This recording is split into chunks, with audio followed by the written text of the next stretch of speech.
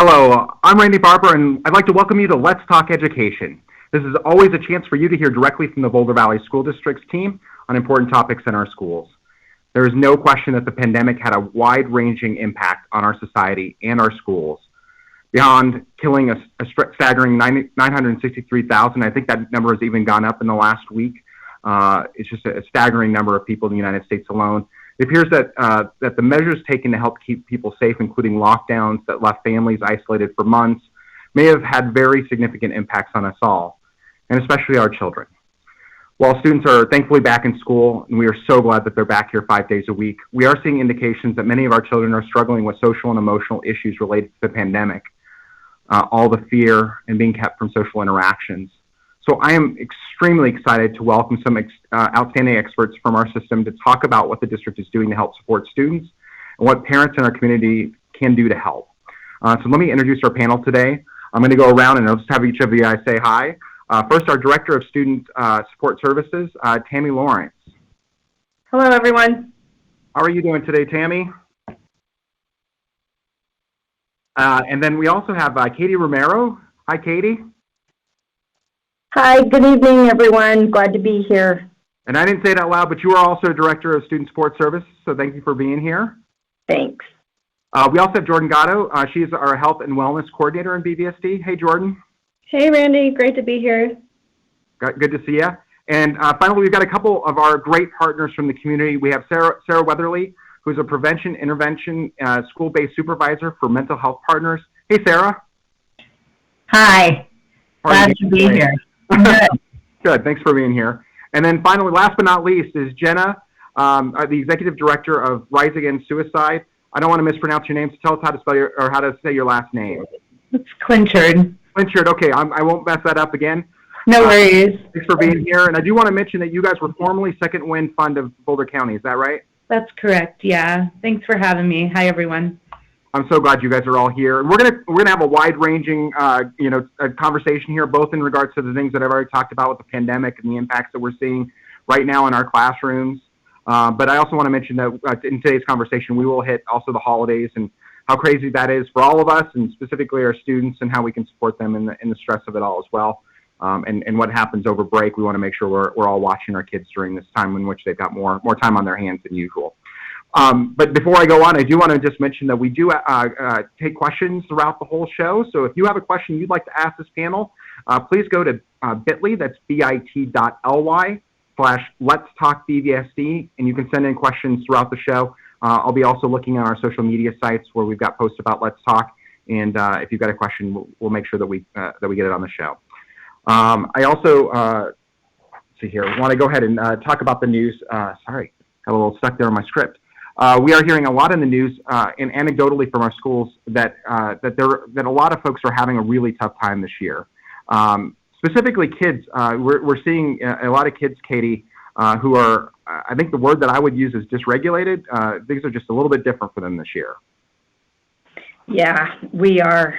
It's been really tough for kids to reassimilate into school and school routines and socialization and just being around a lot of people. I mean, you can imagine you're at home doing online learning in your bedroom or at your kitchen table, and then you come back to school and you're in a classroom of 30 kids, and you go to recess and there's another 90 kids on recess, and the high schools are full, the halls are full, and we've just seen some different behaviors lately. It's almost kind of like, yay, freedom, we're back in school, and kind of forgot how we act, how we behave, how we're structured, our social norms. And so we've had to lean on our teachers to do a lot of extra teaching, not just content and English, math, science, social studies, but how do we get in line? How do we be respectful to our neighbor? How do we use our inside voices? At the high school level, it's no, you have to be in every class. You don't get to pick and choose which classes you participate in. So, which have put a lot of burden on the schools, but I think our schools are doing a good job. And kids are starting to catch on that there are rules, our social norms, that we're all here for school, and that the social piece is the bonus, and that if we do what we need to do, there's plenty of time for friends and fun and freedom and socialization. So we're hoping that this second semester, going into the second semester after the break, that kids have a little bit more of that mindset, that routine mindset, because the behaviors have been a little all over the place. I know that talking to some of our elementary teachers, that they've said the same thing about, to a certain extent, I think we would have expected, a kid that may not have been in kindergarten that didn't get that, how to school kind of thing. But was anybody else surprised about the idea that, I guess I didn't feel like we were out for that long. I know that we really made an effort to try to get kids back in. And yet it feels like maybe they've never been in school before in some ways. Yeah, no, absolutely. Just anecdotally, my daughter is a second grade teacher, and she was a kindergarten teacher previously. And she said when the kids that she had in second grade were kindergartners the last time they were in school, because of the pandemic year in first grade, they were at home. And she said that at the beginning of the school year, probably up until about Thanksgiving break, she was teaching those social skills and those routines as if she was starting August with kindergartners. Same thing with our transitioning kids who missed out on their sixth grade transition year or their ninth grade transition year. They're going from one level to the next. And so elementary school is much different than middle. And so they were in that elementary school mindset. All of a sudden they're in seventh grade. They miss that sixth grade transition year, and they're not quite sure how to behave, because in those transition years, when kids start sixth grade or when kids start ninth grade, they're a little timid, and they watch the older kids for cues on this is how high schoolers behave, or this is how middle schoolers react. And they didn't have that. And so they were kind of a fish out of water. And so it's taken all the teachers, the administrators, the counselors to do their best to help kids transition back into a school situation. It's been difficult, but we're hopeful for second semester. We think that kids will be ready to go second semester. I know that, Sara, you and I had a conversation recently as I was working on the article that we just sent out with a letter to the parents. And one of the things that we were talking about is one of the other struggles is that with the pandemic, a lot of folks really are worried about the learning lost.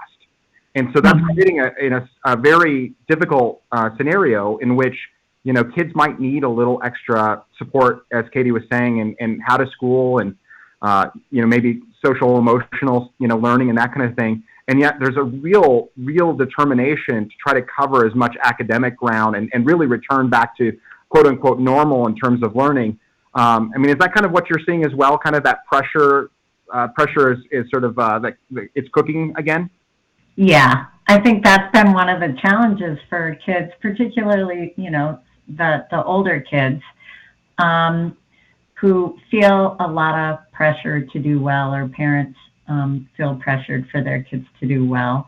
And yet we're all still dealing and coping with this big event that happened. And not only that, there's a lot of things in our society right now that are challenging. And so, yeah, I think all of that, and I would say that educators also feel that, right? This pressure to catch kids up and do their best. And so there's a lot of stress. So I think part of what can be helpful is to kind of recognize that and acknowledge that things are a little different and that we're all kind of doing this together. But absolutely, yeah.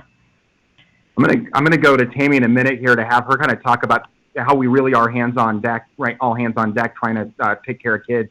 Before I do that, I'd love to go to Jordan and kind of ask you about the idea that really all of us are struggling right now. And I think one of the things that I've heard, and educators have been a big focus. I think there's been a lot of stories nationally about, teachers that are just sort of like, what the heck? You would think last year would be the really tough year, but this year, I think everybody and their mothers are saying that this is far tougher than anything else. And I'm talking about the folks that work in admin, the folks that work, bus drivers, everybody. And I think part of it is this idea that we're really struggling to still handle health concerns and the changes that are going on with COVID. We're dealing with kind of what Sara was talking about, sort of a return back to expectations to normal, quote unquote, and everything else. I mean, this is the time that we've really got to kind of take care of ourselves, but everybody's feeling this way right now, right? That's absolutely right. Exactly what Sara said. We're all in this together. And whether we want it to be or not, we're still in a very alive pandemic. And so we're still navigating the nuances of COVID while also trying to adjust our students back to learning. And then all of the support folks around that. There's so much that's like come right back to us, and we have to, it's like everything was, I don't know, held up, and now it's almost like coming back from, vacation and having all the backed up email. It kind of feels like that. I don't know if that's a good example or not, but Tammy, again, I was going to come to you next. I mean, we really are, as a team, really all working together, and it stretches all the way from Jordan's Health Services, you guys in Student Support Service. Give us a picture of what all is wrapping around kids right now. So we are. I think we've always coordinated efforts with our schools and how they operate. We have, that universal layer where it's all educators that come in contact with our students, and that could be anyone within the building, and all of our supports that come into the building to help support our students as well. And I think the coordinated efforts come through with those conversations of how our students are doing, and any student that needs additional supports. That's when we're really coordinating all of our efforts, because we know that this pandemic has impacted all of us. I think stamina is hard for everyone right now. Being back in the building full days is hard for our kiddos, but it's also hard for our adults, right? Like, everybody experienced this together, and we're all working and coping and coming through it together. But for coordinated efforts and services for our kids, we've got our Student Support Services team has a lot of supports that go into buildings. We have mental health advocates. We have engagement specialists that support at the high school level. We have attendance advocates that are really supporting our elementaries and our middle schools. We work closely with our prevention interventionists and our MHP folks. We, when we have different issues that come up, we go to our community partners. Like, we are, coordinating with Jenna quite a bit on how do we support our families and how do we support our students. So knowing that not one of us has the answer all the time, we have to come together as a team and really rely on each other. And sometimes, it's more student support services, but then sometimes it's health services that are really coming in to help support the students, or sometimes it's an outside partner, but we have to coordinate those efforts because we know that sometimes it takes all of us. It's a village, really, to come together to support our students. So that's where we are with our coordinated efforts. And I know when I was talking to Jordan the other day, I for a moment there, I was like, I never thought about school nurses being part of that picture. And yet, especially at the secondary level, they are trained to support mental health in that kind of area, right? That's absolutely right. I mean, Tammy has this whole team. I mean, everybody has this whole team of mental health advocates and counselors, but what is often missed is the school nurse, is that great, objective professional that can be there for the wellness of the whole student, right? Physically, mentally, emotionally, and they are specialized to be trained to help students navigate anything that they're going through, whether it's physical or mental or emotional. They're an incredible group of women, and we're really lucky to have them. Now, all this fits into this big picture of what we call MTSS, multi-tiered systems of support. Who of you guys can kind of talk about that system? I mean, it both applies to social emotional health, it applies to academics. I mean, this is really kind of the picture of how we go and surround kids and help them with things. Who's willing to kind of chat with me about that? Sorry, no, I don't see any hands. Oh no, I'll have to call on somebody. Maybe Katie? Oh, sure. We work very closely with the MTSS process in our schools and the department that helps support the schools. You hit it on the head. It's multi-tiered layers of support. It's academic and socially, and we know that they go hand in hand. When a kid is not regulated, when a kid does not have a good breakfast, does not get good sleep, has physical ailment, experiencing stress in the home or stress at school, it affects their academics. And so they go hand in hand, the social emotional piece as well as the academic piece. And so through the MTSS process, we try to put plans together for students to support them in both realms, because we want them to not only feel good and comfortable with school and feel confident, but also give them the technically academic supports that they need if there's some learning loss or if they're behind in any way. So I think the approach with the multi-tiered levels is to tackle all of it and look at the whole child and look what's happening in the home and in school, and bring those educators together who work with that student to put a good plan together to support them. And it works, because we do know it goes hand in hand. I don't know, Tammy, do you have anything else to say? No, I think it does go hand in hand, and I think it's through those conversations that we really are being able to identify the best supports, right? Like, is it Jordan's team that comes through? Is it an outside team that helps that student? Is it our team and Student Support Services that helps support? So it's through those conversations and that collaboration that we're really wrapping our arms around that student and figuring out what it is that they need for supports. I think that'd be my only add.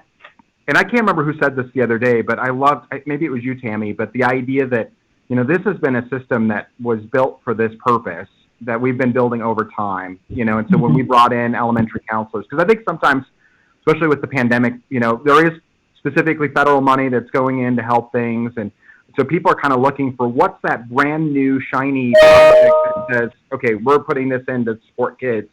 But really, the system that we've been building has been preparing for this hurricane or this tornado all this time. And so it's helping kids on a daily basis. But right now, that's why we had this.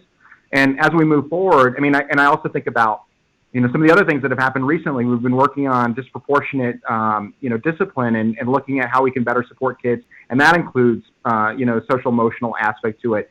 As we look at how we do differentiated funding, I know you and I, Tammy, were just talking about that yesterday, that schools are looking for how they might be able to support students in that way. This is not just some one-time drop in the bucket effort just for the pandemic. Everything that we're doing really is there permanently in there to support kids.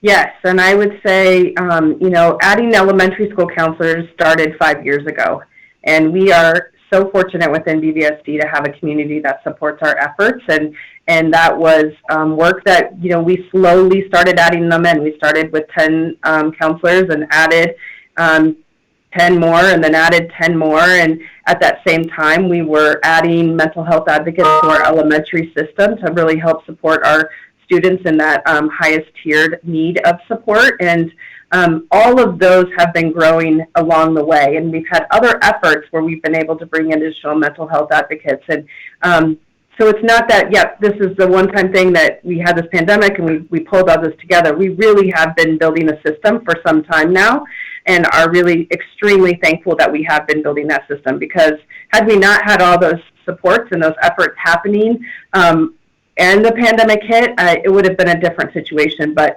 knowing that we had those and we were able to really pull together all of our resources and rely on each other when maybe we didn't have the, what are we going to do in this situation? Somebody else has it, and we are just so fortunate to have amazing personnel and passionate people around doing what's best for students in BVSD. So all that being said, and again, we've got a great system here in Boulder Valley that's really aimed to work with kids. I do want to mention that we're just one piece of this puzzle. We're part of a community, and I know Sara and I were having a conversation about this just the other day. It really is a community responsibility to take care of, our individuals. The school plays a role. We know part of the river. We see, obviously, there's a lot of reason why we would be involved. Kids are in our buildings. We get to see them up close and personal every day. But, a big part of this really is parents, and it's about community organizations. And that's why we work so closely with you. I'd love to have you kind of talk about, I mean, it really is a whole community thing, but then also what your role is. You're asking me, the prevention interventionist, and Yeah. our role in the schools is to sort of provide additional mental health expertise and care to students in the building, because we know for a lot of families and students that's where it presents itself. And we also know that to do your best learning, you know, the more well you are and resourced you are, you're going to be a better learner.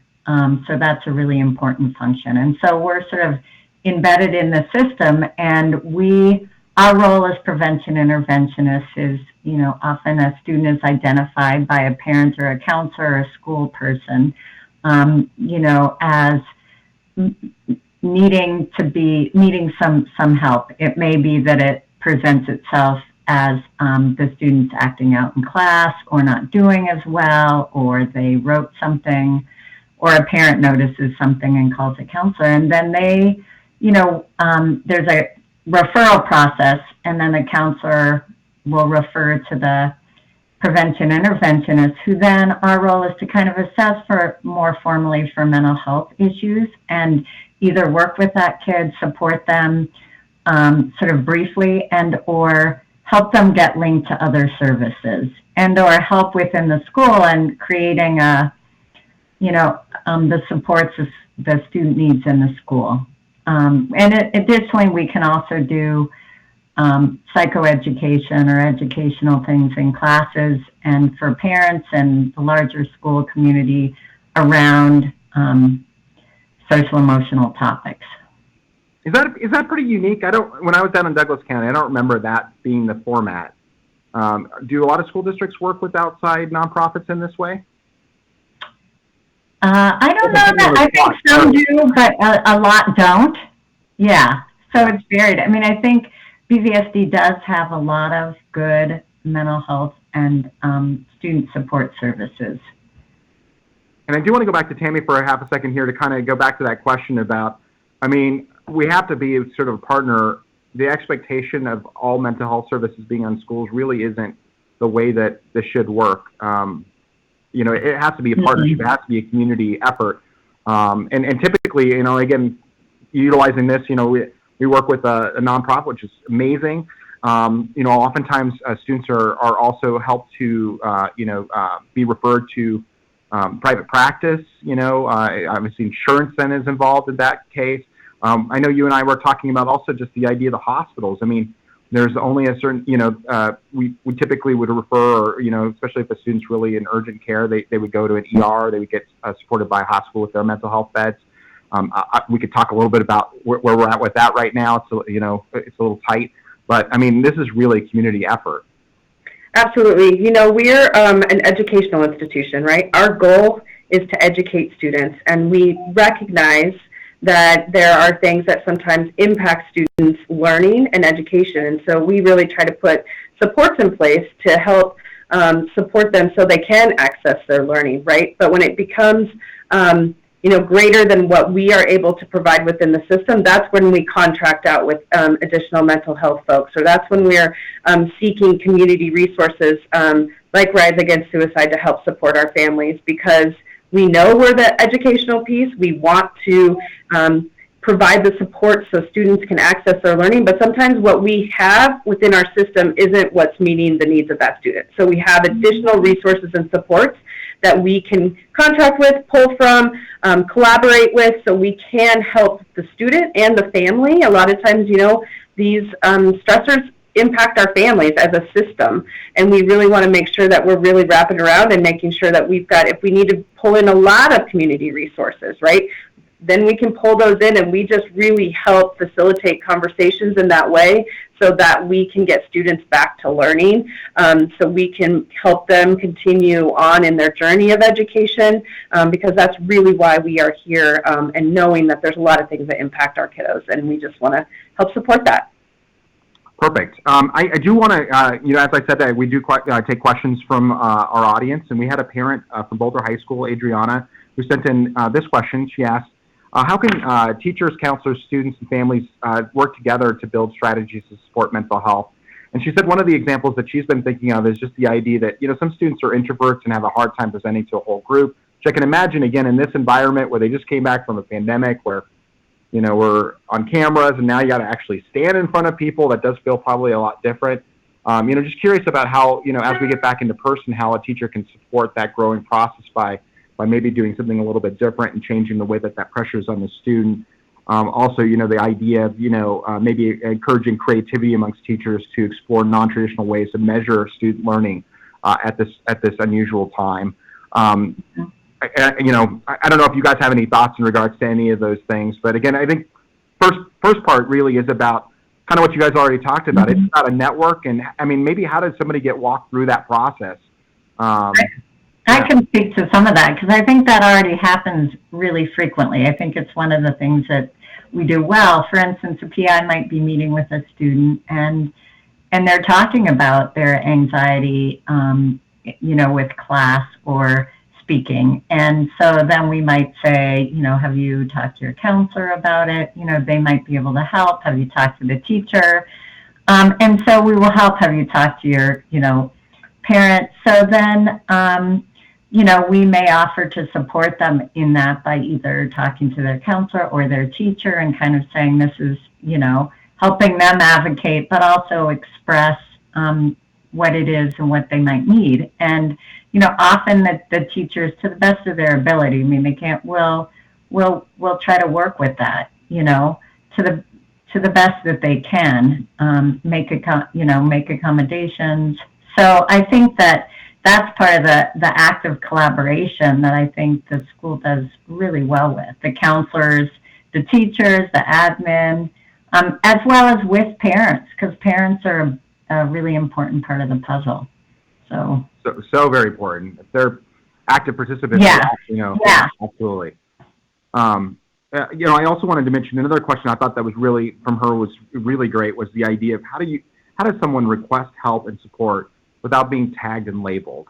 I thought that was, I can imagine that a lot of folks are afraid to sort of put their hand up and say, and in this society where, mental health is, and I know that people are really trying to work on trying to break those norms, but it's still kind of scary for people to say, I need help. Jenna, do you have any thoughts on that? Yeah, thanks, Randy. And I love that question. It's so vulnerable and so real, and I think so applicable to many of us parents, because there is that shame around needing to ask for help for our children, right? If they're struggling with their mental health, or there's still the stigma, like, oh, what has that parent done to that child, and why does that child need help? And what we try to encourage parents to do is remember that it's not always about us. And if our kiddo just needs that help, let's just reach out and ask for help, right? And I can tell you at BVSD, parents aren't going to face judgment. I've been working with this team for years, and I really think that the counselors at BVSD and interventionists welcome parents reaching out and saying, hey, my child is struggling with this. Can you help us in any way? And the response, I imagine, would be pretty positive, because as everyone has said tonight, I truly believe BVSD focuses on the whole child, and that does include mental health. And remembering that, I always tell parents when they call, I'm like, even if people are judging you, who cares, right? We're doing this for our kids. We're trying to take care of our kids, and that's what's most important. So, and as a parent, remember you're not alone, because there are a lot of parents going through this right now. So many parents are going through this, and I think the more we talk about it, the more we break that stigma, and we can come together as a community and lift one another up, as opposed to pushing one another down. So, I love that, and I oftentimes will say, whether it's being a manager or being the father of two daughters, you really are not. You're not born with the knowledge that you need to do these things, right?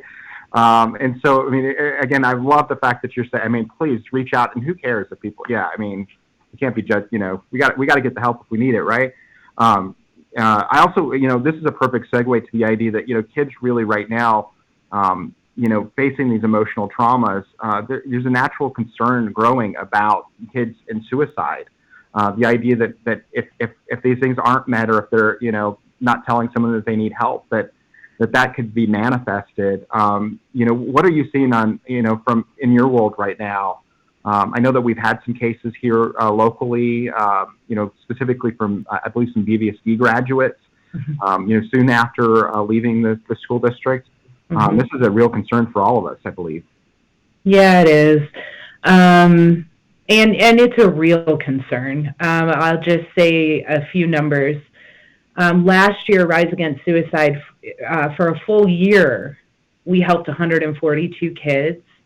In the past 6 months, we have had 144 kids that have been referred to us. So we're already at that year point. And so kids are struggling.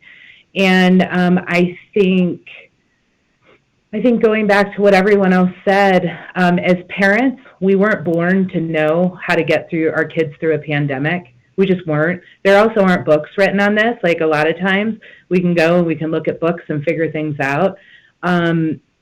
So we did the best we could to help our kids through this. And we continue to do that. I think it's reminding kids that they're loved and they're not alone, and that it's okay to talk about it. And it's offering kids space to talk about how they're not feeling well, right? And if they feel like dying is an option, reminding them that it's not, and that we're here for them. They can reach out. If they're 12 years and older, Randy, those kids can reach out on their own if they need to. If families can reach out, they can reach out to Rise Against Suicide. They can reach out to mental health partners. If your child is in active suicide and not in suicidal thoughts and ideation, call 911. Take them to the hospital. There are resources here in Boulder that can help. If parents need help, they can go to NAMI. They can sit in groups at NAMI and be surrounded by other people and feel less alone, because this is very isolating as well. Not only is suicide isolating for the child, it can also be very isolating for the family. And so going back to what you said before, I think it's talking about it. And it's recognizing that if your child says it, take it seriously. And hopefully it's not serious, but always take it seriously and just figure out what's going on underneath that. I see you nodding your head a lot, Sarah. Is there anything you want to add? Well, I was going to say, I think that, not shying away from asking. If you're worried about your kid or you're noticing changes, they're eating differently, sleeping less, and you're worried, that's a time to kind of lean in and ask directly, because I think that is an opening for them. And I think once kids are able to talk about it and express it, that's a huge, part of the intervention. And I think we as adults, right, it's scary for us and scary and hard to think about your kid struggling. And yet, opening the conversation and really leaning in is important. And there isn't, I think some people also think that if you start the conversation, it's going to give them the idea that suicide is okay. But the opposite is actually true. That if they're living with those feelings and we're not putting voice to it, that's not helpful, good for them. So it is so hard. I think that for so long that's been kind of the mantra is, we don't want to give them the idea, but really it is talking through it. And I know that it's been said that suicide is absolutely preventable. It just takes those interventions. It takes people acting if they hear something, not just taking, this is just a day. Jenna, do you want to talk about maybe some of the signs that we should be looking for? I know that a change of behavior is one of them. Yeah, like Sarah had mentioned earlier, change in behavior, eating habits, appearance, believe it or not. Isolation. If your child was an extrovert and all of a sudden they start not wanting to be around many people, that can be a sign. Wanting to be alone, changing friends, leaving friends groups, getting new friend groups, not communicating anymore, right? Like if your child is one that would communicate with you all the time and they've kind of pulled back, looking at things like that and just being aware. I mean, parents know their children the best. So if something's changing, like Sara said, it's important we're direct. It's really important. It is one of the most uncomfortable questions as a parent that we will ever ask our child. Do you want to die right now? Or do you want to die by suicide? But it's also the one question that could save our child's lives. So. Yeah, it's so important to take action. Yeah, and I think also students, right? I mean, I'm not necessarily thinking that students are clamoring to watch the show, but in case they tune in, and in case they're switching channels on BV22, I mean, this is one of those things where, sometimes kids are worried that they might get in trouble or that they might, that they might betray the confidence of their friends. I mean, this is something that, don't hold back. I mean, if your friend's in trouble, if they're saying something, you need to take action. Katie, do you want to add anything on that regard? I do, Randy, because we're pretty excited. Student Support Services, in collaboration with Health Services, Jordan's team, we are bringing to our secondary students, our middle and high school students, a program called Signs of Suicide. We are training teachers and counselors when we get back from break, and we're going to implement this program through our health classes in cooperation with our counselors, of course. It's exactly what you were just saying, what Sara was touching on, what Jenna was touching on, is how do kids reach out for help for themselves or for their friends without feeling that isolated feeling or feeling like our friend is going to be mad at us if I say something to someone, they won't want to be my friend any longer. This program is presented to students in a way that helps them know where to go within their school and their community when they or someone they know needs help or needs to talk or is feeling isolated or is feeling like they have no way out. And so we're pretty excited about this. It's a prevention program that's research-based and has been around for a while.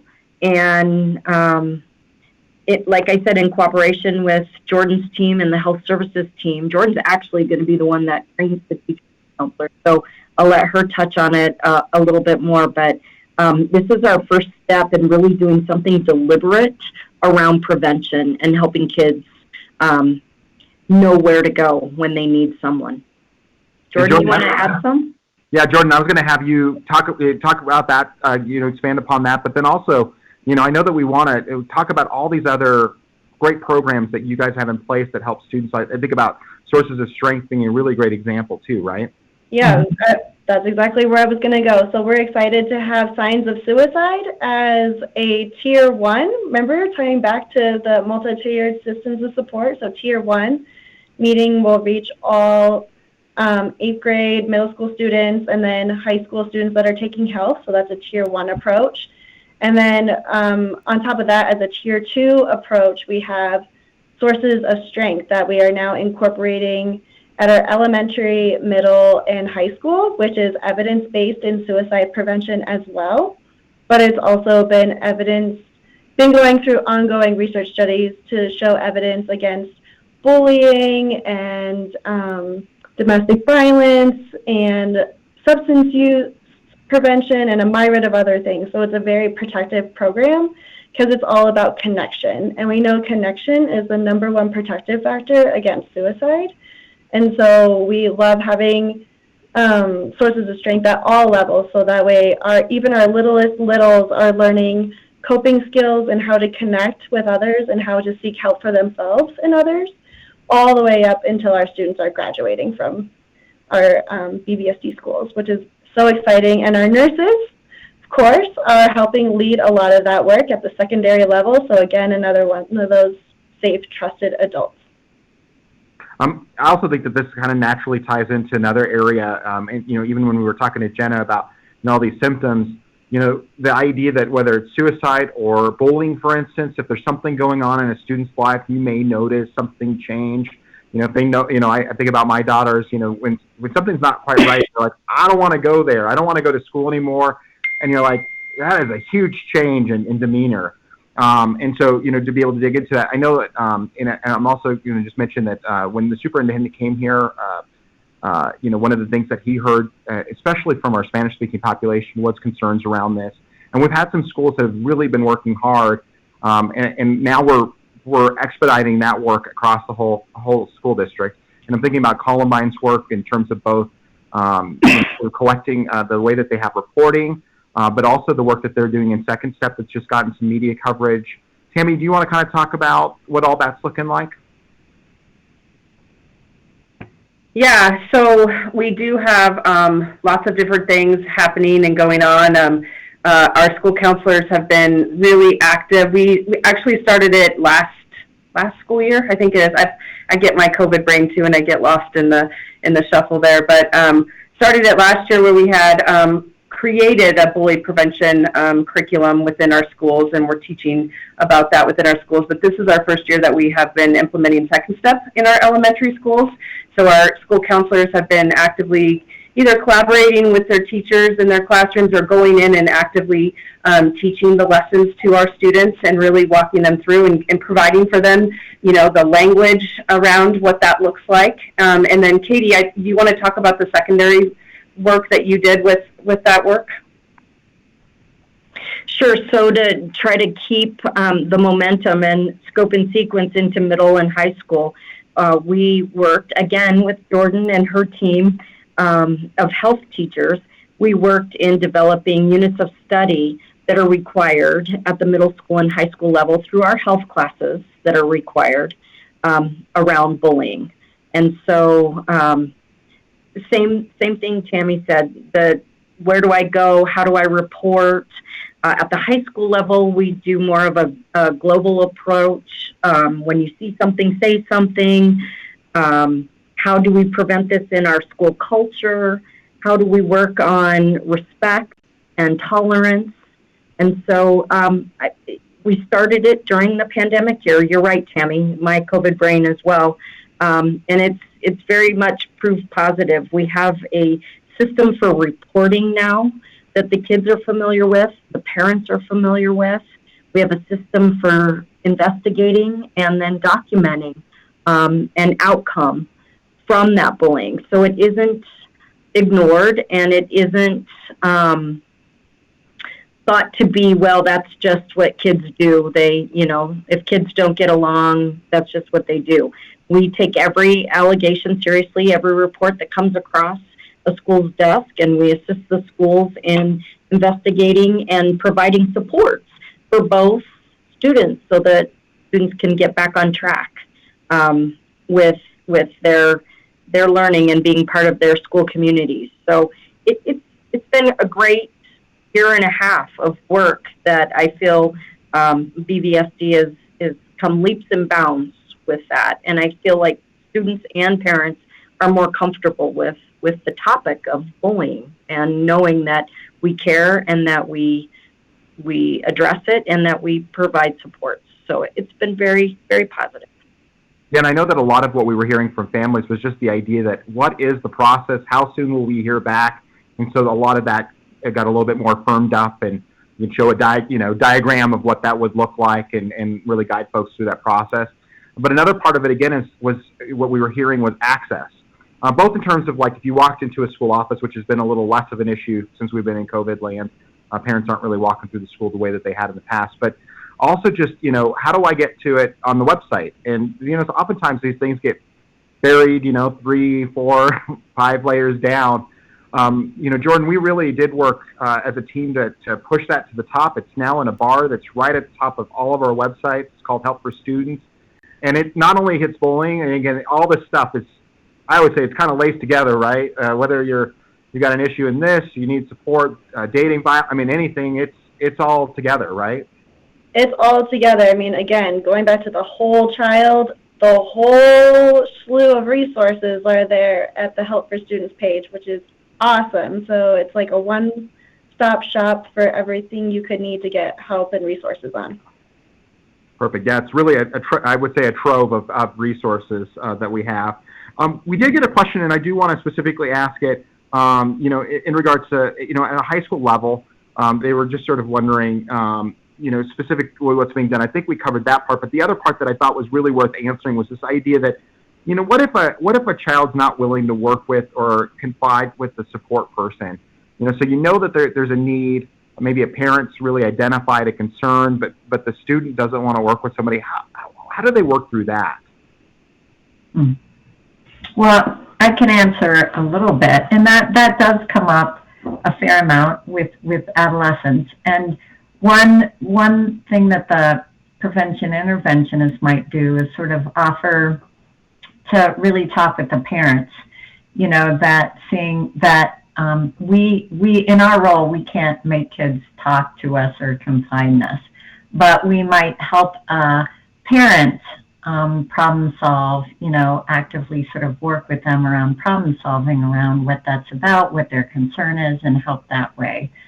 I think the other thing is just the adults in the school building and the parents being aware, and maybe not necessarily directly having the student, if they're not willing to participate, but coming up with creative ideas, like maybe there's a coach or somebody in the school that the student likes, so trying to pull them in and have relationship building, or just an awareness that maybe this student is struggling. So I think that can be really challenging when you see a need for someone that they might benefit from help and they're not at a place where they're willing to accept it yet. I think it's a really good point. Also, a parent from Monarch with a student that's a ninth grader wrote in, her name was Stephanie, that there has been an influx of access to drugs. She said through plugs, which are random people that students contact using social media platforms to buy drugs and alcohol for them. She wondered if lockers are ever searched. Jordan, I know that this has been, we have just this week been talking in regards to Narcan and the effort through health services to get preventative measures in place in schools in case we have students, which again, there's been alerts from our public health folks in regards to tainted drugs in which kids are dying or getting really, really sick, taking something that looks like a prescription drug and then, having that be laced with fentanyl. This is, the drug situation is definitely a concern for us as well.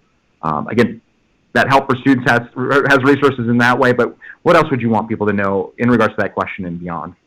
Yeah, so I want to first and foremost say that back to the multi-tiered systems of support, because it really is so embedded in what we do. We have the Tier 1, where all students starting at second grade and all the way up get education on substance use and substance use prevention and the dangers of substances. And then to add to the help and support that we can provide for students and families is we have, of course, our lovely student support services teams, but we also have the nurses who are also specialized in substance use prevention as well. And they are actually a lot of the times delivering a lot of this education into the classrooms, but they're also there to do one-on-one support, either with the student or the students and families, and to connect them to further resources if they need it as well. So we really do have a wide reach in how we address substance use prevention, because we know the dangers are really real. And with fentanyl circulating in the community, the danger is there, and it's a high risk, especially with our students who are encountering a lot of mental health distress that can often be a pathway to start using substances to cope with some mental health needs. So again, seeking the supports for mental health needs, and then also seeking out those additional supports. If you have a student who is struggling with substance abuse, we have that available. And we do, like you said, we have Narcan at all of our schools now, including some of our district buildings as well. So we have teams that are trained to use Narcan at all of the buildings, and it's a very uninvasive, risk-free intervention, if you will, if there is an overdose that's being experienced by someone. So it's not a needle, it's just a little nasal waft, if you will, that kind of brings someone out of their overdose. And so it's very not invasive, and it's not, there's no side effects, adverse side effects to that as well. Yeah, it was amazing. I went out to Monarch the other day and New Vista, and both had, their supply is available in their, I think it's EMT bag, their emergency management team. The team that goes and responds to any medical emergency or anything that happens in the school, it's the same place that they keep their stop to bleed kits in case they have to do a tourniquet or first aid kits. Obviously, a little separate from the AED kits that I think are on the walls, but it's the same idea, really. It's this preventative measure in case. And it's not just about students. It's really about, we could have a community member, and it could be somebody that has an overdose because of a prescription. And it's just something fentanyl or opioid related, right? So I do want to make sure that we do, it's a little bit of a hard turn here, but there are a few very specific areas that are impacting our community. I know the King Super situation was just such a huge impact on so many, not just those that were directly impacted, although most certainly for those families. Last spring break, this is something that we're still working to support folks with in the community. Sarah, I don't know if you want to talk about that or somebody else from the team. Yeah, well, I can talk a little bit. We'll put a plug in again for the Strong Resource Center that's in the community, and it's up and running and available to really everybody, the whole Boulder community. It was, originally more targeted towards people who were either working in the store or, were more directly related. But it's really a resource that anyone can utilize. And they offer various kinds of, you walk in and there's care animals, they have pressure, they have some massage. There are various groups that are sort of oriented to coping. Art groups, they have a rhythmic group, a walking group. So it's a resource for teens, parents, staff, anyone. They're also doing a lot of community activities. So that is big. And this January is when the King Superstore is going to reopen. So that's a time we're anticipating that, it's going to stir things up. So I think people are aware and mindful of that, but that's kind of a resource we have that people can tap into. Yeah, it's a great center. It's not scary to walk into. Actually, I was going. There's a flower store, like a florist in the basement, and so I was going there, and I was like, "Oh, there it is!" I knew it was in that area, but I had never actually seen it in person. So it's you definitely can walk in there and get support. Tammy, I know that we're looking at definitely as that anniversary comes up, how making sure that our counselors are ready and that we've got support. Anything else that you want to add in that regard? Yeah, I would just say that we are working with MHP, a team. We met with Robin Fernandez earlier this week, and so there's efforts underway right now to put together, information sessions for families and time for them to come in and just learn about the center and learn about all the resources that are available at the center.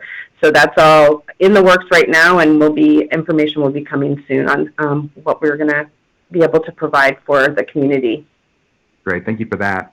I do want to mention, of course, this is the holiday season, and this is, we always think about it's the happiest time of the year, or joyous and all those kind of things, all those words are used, but really it is crazy stress time for adults and even for kids. I don't think we necessarily think about that because you think about the parents running around getting gifts, but really everyone is impacted by stress this time of year. Jordan, this is something that we have to kind of keep an eye out for kids on. Yes, and shameless plug for the podcast, Young in the Wellness podcast. Kim Bright was interviewed, who's a mental health advocate, and she works for Mental Health Partners. And she was talking about this exact thing. So we think about all the things that we have to do. And really, maybe this is a time to reflect and slow down. And maybe these are some things that we're not going to be doing this year. We're not going to be buying gifts for everybody. We're not going to be going out to every single holiday celebration. Maybe this is a time to check in and maybe scale back a little bit. And with Omicron on the horizon, maybe that's your excuse not to have to go to those multitude of events if you don't want to go. But really just checking in with yourself, right? As adults and as supports for our students, we need to really be taking care of ourselves and checking in with us. And is that getting water? Is that getting sun? Is that going for a walk? Is that being in nature? Is it just taking a breath? Sometimes the calmness that a breath can bring is just immense.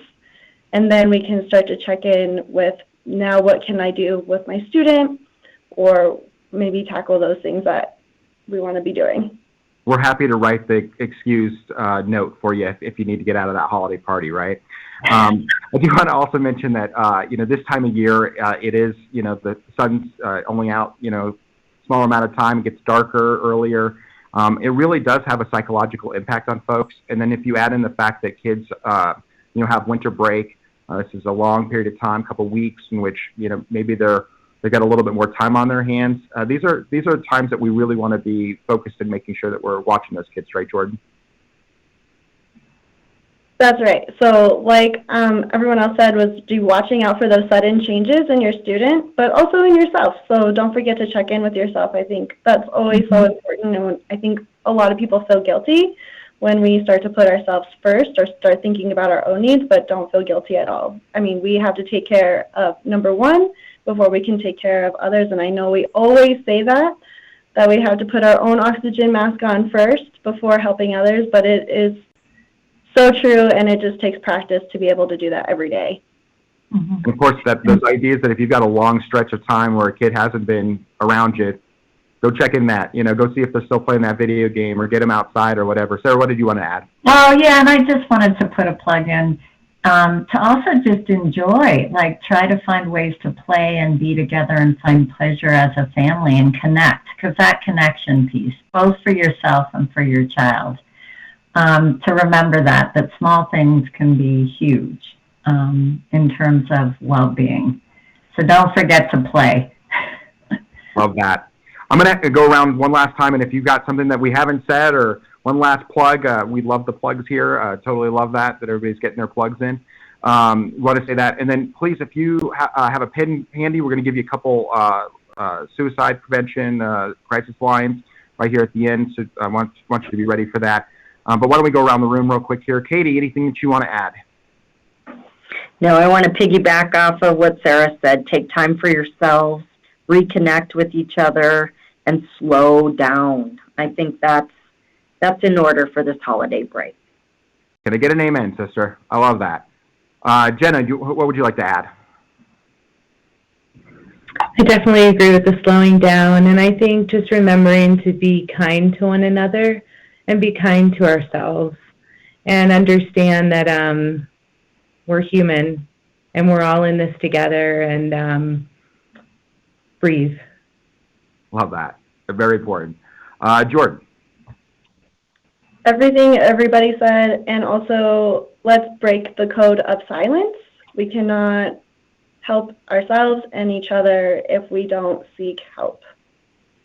Really great advice there. Sarah.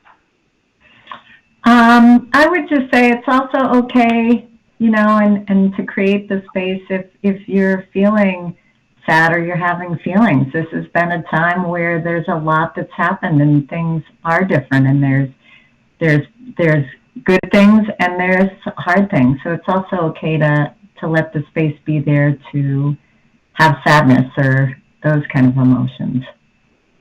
Very good feedback there. Tammy. And I would say ditto to what everyone said, but I also think sometimes when things are really overwhelming and it seems really stressful, taking that pause and thinking about all of the successes and all of the things that you have to be grateful around you. Oftentimes we don't see we've had these great things happen because we've got all of these other things happening, or stresses. And so just really taking that pause and looking around to see what what you have and what you can be grateful for, and the appreciation. I think just it kind of fills your heart when you do those things, and recognize you as a parent or you as a student have come a long way. There's a lot that you've accomplished. We are at semester right now, and we've gone through a long time of pandemic, and we're all still moving forward. So I think that's something really to wrap your arms around and be thankful for. So happy holidays to everyone. Well said. And I want to thank this panel for joining us. As I mentioned, I do want to give out a couple quick places that you can go if you're in crisis, if you know somebody that's in crisis. The Goto Crisis Services is a really great service in which you can, the phone calls, their number is 1-844-493-8255, and that's 1-844-493-8255. All their calls are free, confidential, and professional. Plus, they're open to students and parents and the whole enchilada. They talk to everybody in the state. For students, it might be easier to text somebody. And so you can just text TALK to 38255. Again, that's 38255. Additionally, we had a great conversation there about suicide prevention. I do want to mention that the National Suicide Prevention Lifeline is 1-800-273-8255. And again, I'll give that one more time.